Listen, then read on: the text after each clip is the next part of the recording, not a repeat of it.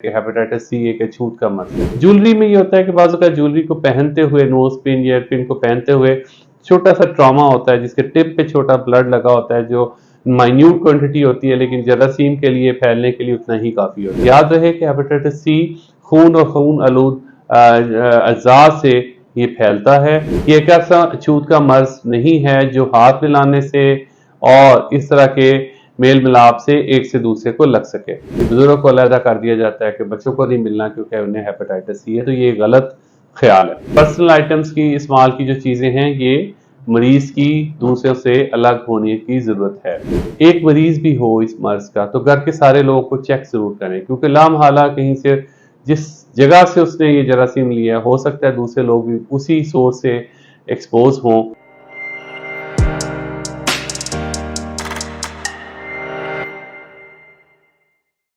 बिस्मिल्लाहिर्रहमानिर्रहीम। मैं हूं professor doctor Israrul Haq Toor, professor of medicine King Edward medical university और मियो हॉस्पिटल।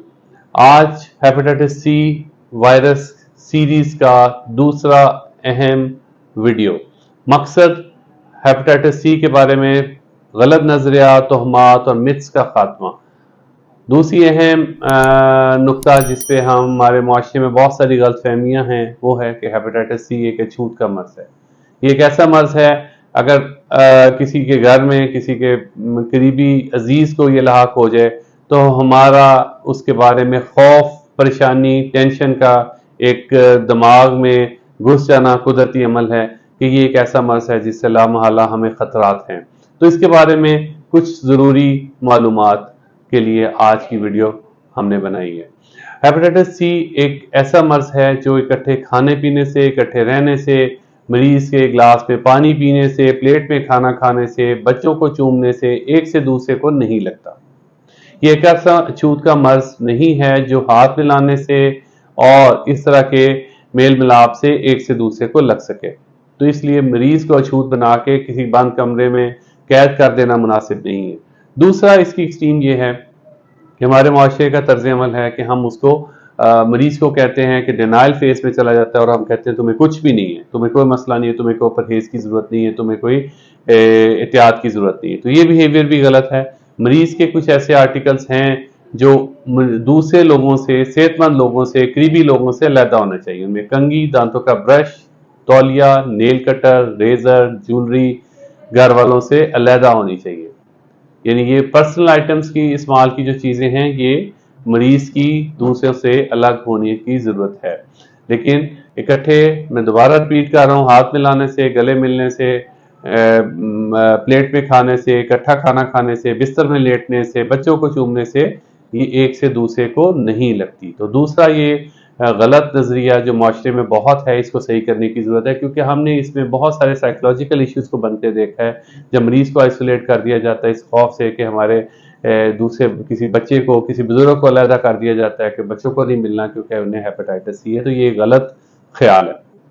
तीसरे नंबर पे जो हमारे जो दोनों एक्सट्रीम्स हैं, उसके साथ साथ एक अहम समाजी क्वेश्चन जिसके बारे में पूछा जाता है कि मियाँ बीवी के ताल्लुकात में, इज़्दिवाजी ताल्लुकात में क्या रवश रखी जाए। तो उसमें मेल से फीमेल को, मियाँ से बीवी को लगने का चांस होता है, लेकिन उसका चांस भी ना होने के बराबर है। इतना थोड़ा है कि उसके लिए भी कोई स्पेशल एहतियात नहीं, लेकिन अगर कोई 100% उसमें एहतियात चाहता है तो उसकी यही एहतियात है कि वो उसको बैरियर कॉन्ट्रासेप्शन के कॉन्डोम इस्तेमाल करे। दूसरे नंबर पे बीवी से मियाँ को लगने का चांस बहुत थोड़ा होता है, वो ना होने के बराबर है, उसकी भी स्पेशल एहतियात नहीं। लेकिन रिकमेंडेशन इसकी यही है कि घर में कोई एक मरीज भी हो इस मर्ज का तो घर के सारे लोगों को चेक जरूर करें, क्योंकि लामहला कहीं से जिस जगह से उसने ये जरासीम लिया है, हो सकता है दूसरे लोग भी उसी सोर्स से एक्सपोज हों और उसको उनके अंदर भी वो जरासीम गया हो। क्योंकि देखा यह गया है कि एक इलाके में, एक घर में रहने वाले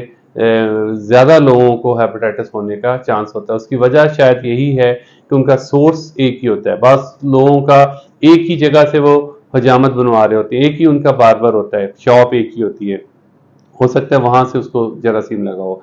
किसी तरह से कोई एक ऐसा डॉक्टर या एक ऐसा पैरामेडिकल स्टाफ ऐसा होता है जो उस इलाके को सर्व कर रहा होता है और उसमें उसके पास स्टरलाइजेशन नहीं होती है, उसने बहुत सारे लोगों को हेपेटाइटिस का तोहफा दिया होता है। तो इस तरह करके बाज़ औक़ात सोर्स शेयरिंग हो रही होती है, जिससे घरों में एक से ज़्यादा मरीज होते हैं। और बाज़ औक़ात घर के अंदर हम चीज़ें जो पर्सनल आइटम्स जिनका हमने ज़िक्र किया, कंघी, दांतों का brush, towel, razor, nail cutter और ज्वेलरी घर वालों से अलहदा नहीं की जाती और मरीज लामहला जब एक से दूसरे को ये चीज़ें इस्तेमाल करते हैं तो उससे भी ये जरासीम एक से दूसरे को लग सकता है। इसमें सबसे अहम, सबसे ज़रूरी एक सवाल अक्सर लोग पूछते हैं कि वाई ज्वेलरी? ज्वेलरी में ये होता है कि बाज़ औक़ात ज्वेलरी को पहनते हुए, नोज़ पिन, ईयर पिन को पहनते हुए छोटा सा ट्रॉमा होता है, जिसके टिप पे छोटा ब्लड लगा होता है, जो माइन्यूट क्वांटिटी होती है, लेकिन जरासीम के लिए फैलने के लिए उतना ही काफ़ी होता है। और जब एक बंदा एक फीमेल दूसरी ज्वेलरी को इस्तेमाल करते हैं तो वो बाज़ औक़ात लामहला उसके अंदर वो ट्रॉमा करते हुए जरासीम दाखिल हो जाता है। याद रहे कि हेपेटाइटिस सी खून और खून आलूद अज़ा से ये फैलता है और उसके फैलाव के जो असरात हैं उसके लिए हम एक अलहदा से मैसेज रिकॉर्ड करेंगे। लेकिन फ़िलहाल आज की वीडियो का मकसद ये था कि ये कि छूत का मर्ज़ ऐसा नहीं है, इसको मुआशरे में छूत का दर्जा दे के आइसोलेट करना और नफसियाती बीमारियों को दावत देने की ज़रूरत नहीं है।